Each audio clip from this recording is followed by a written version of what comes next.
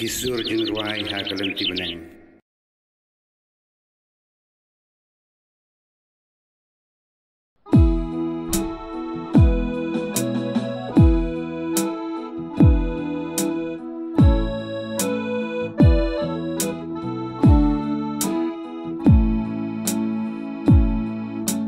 Ko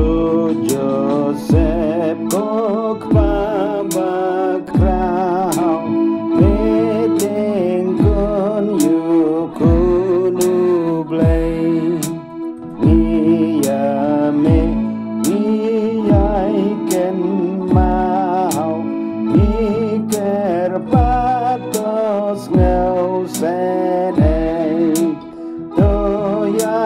daya kabalang makan sukan roy kerhai ni pertaya mengikang baai borya me utrai ya unong pen em Jesu lai tiha me ukpa